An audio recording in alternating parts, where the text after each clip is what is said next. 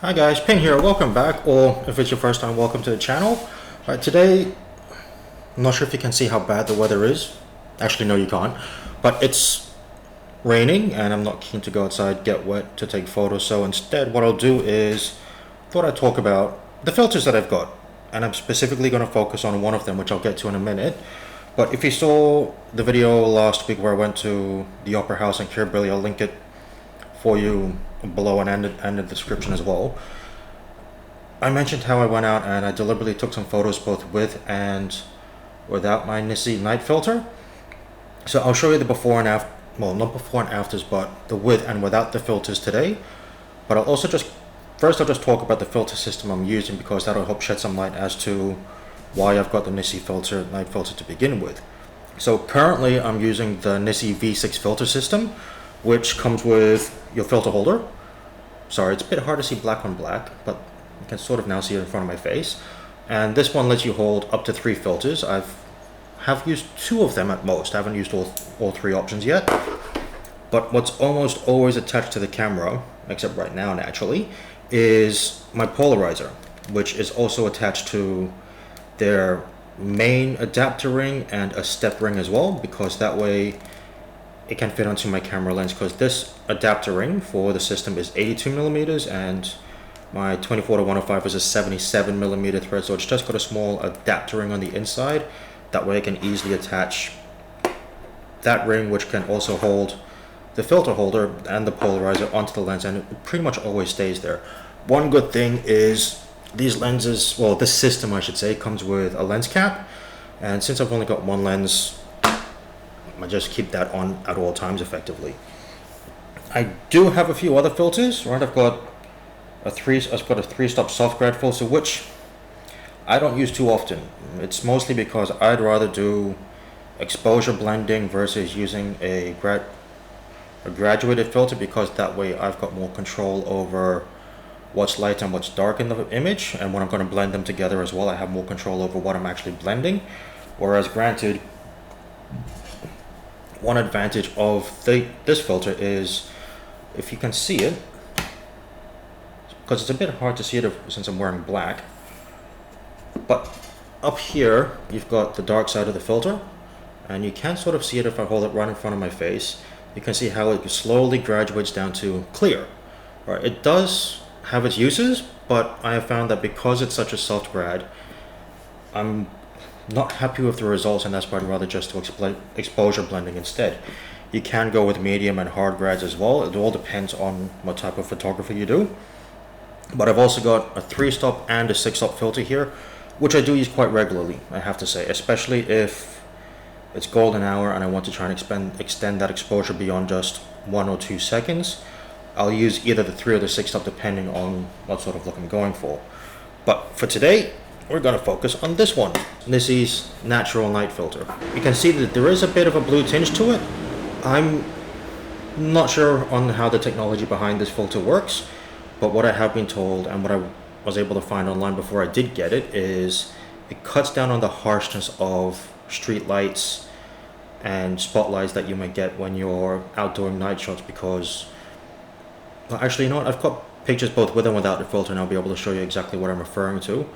But effectively, this helps prevent you blowing out your highlights when you're out doing night shots and you've got bright lights everywhere, plus a dark sky, as you'll see in the images that I'm going to reference. Put that down so I stop fiddling around with it. But instead of just talking about it, let's jump on the computer. I'll show you the pictures both with and without the filter on it, so you guys can determine which one you prefer. For me, it's a 50-50. Sometimes I think they have a good effect, sometimes the effect isn't so great. It literally comes down to what lighting you're shooting into, and when I say that, I mean whether it's car lamps, car lights, street lights, spotlights. It varies, and in some cases it does a great job at reducing the harshness, but there are other side effects which, when we get to the harbor bridge, you'll see exactly what I'm talking about. But I'll stop talking, let's jump on the computer and I'll be able to show you exactly what I mean. Alright, so here's the first photo. This was taken without the night filter on it. As you can see, you've got the standard lights around the buildings and the Opera House. Here is where you'll really notice the difference, which is in the sky. If you look up here, you'll see that you've got all shades of purple, gray, dark blues here, right? Which does make it look quite nice in my opinion, because you do have that blue hour effect. But one main difference apart from the sky is that if you look down here at these car lamps, sorry, not car lamps, but car headlights, you'll see that they're quite yellow. And these balls of light here along the street, and this, especially this huge spotlight here, is very orange and very bright. But here is the exact same picture with the night filter on it. One thing I should mention is when you do use that night filter, it will affect your exposure. All right, so if you look at these two pictures as an example, both the aperture and the ISO stayed exactly the same, but I had to double my exposure time to get exactly the same level of exposure in that image. I think it's just because you're putting on a darker piece of glass in front of the lens, and that's why you had to do it. So it is something to bear in mind when you are using that filter. Your exposure will be affected and you will have to adjust something, whether it's your ISO, your aperture, or your shutter speed. It's completely up to you. I didn't want to touch my ISO and aperture, so I kept those two as is, but I did adjust the shutter speed. It went from 60 seconds to 120 seconds, or 1 minute to 2 minutes, to make sure that it was exposed properly exactly the way I wanted it. Also, if you look up here in the sky, right, you'll see that there's not as much separation between the colors and the clouds. It could be because it was a 2 minute exposure versus 1, and it was a bit of a windy day. There's not as many colors either. But then also, if you were to zoom in here to these car lights, you can see that these are much more blue and white versus the orange that we had before.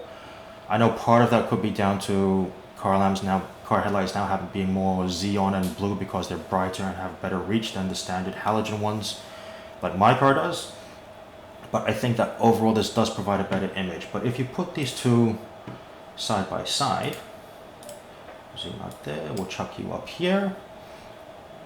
It's completely up to you which one you may think is better. As you can see by those two images side by side, they are quite similar, but there are differences. Which one you prefer is completely up to you. The best way to find out is take a picture like I did, both with and without the night filter, and then see how it pans out. And you can choose which one you want, or you can even try and blend the two. But I've got more examples that I'll show you as well. And this one will really make a big difference. This is the Harbor Bridge without the night filter on. You can see here you've still got some color in the sky because it is blue hour. The sun had just set. There's a bit of white on top, and it just slowly graduates from light blue to dark blue.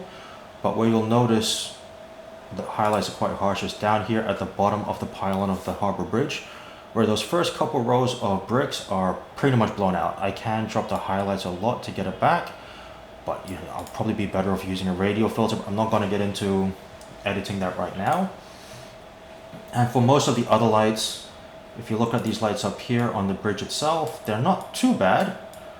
And around here, but here is where they're a bit harsh. The highlights really are blown out. And around the city, it's not too bad as well. But this is what happens when you add that night filter on.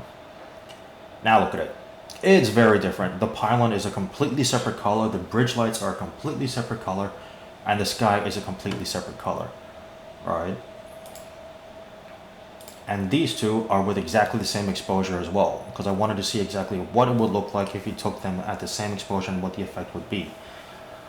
So in saying that, even if I did extend the exposure out, what it's done to the color of this pylon, doesn't look how it's meant to look.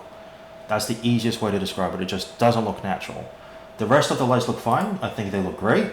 What I probably would do is I would actually have to tweak that pylon color out and try and get it looking a bit more natural, because this one here did look a bit more the way it actually does when you're there.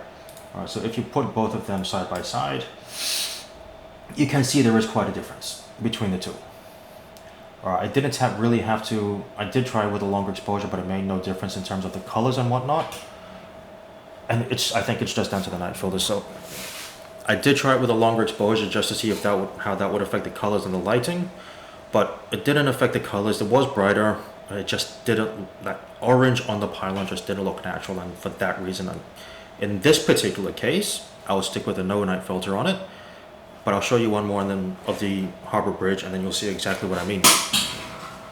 And last but not least, this one. Here you can see this pretty much is how the pylon looks at night with the lights on it. The lights along the bridge, they do look very, well, the highlights are blown out, but it's this orange, these orange lights here just look too strong and too big for me. It's just my personal preference. Everyone's got their own. But if you look at the exact same picture with the night filter on it at exactly the same settings, again, this color on the Harbor Bridge just doesn't look natural. I don't know what it's doing here. This part here, right? Let me zoom in a bit more so you can see what I'm talking about. This color here, that does look natural, but why this part looks so off, I honestly can't say. But it does help in these white lights. There is a bit more detail to them. They're less blown out, and I think it looks better.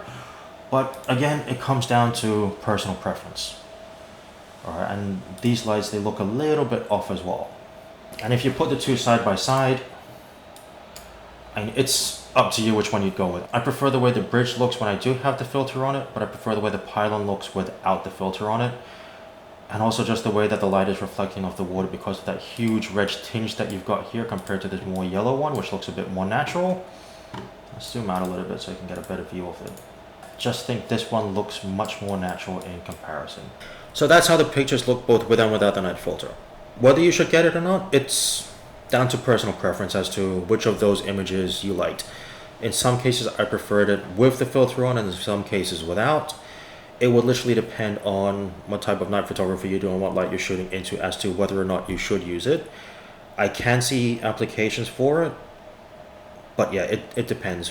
And if you should get it or not also depends on not just are you using this particular filter system, but if your current filter system can accommodate this piece of glass.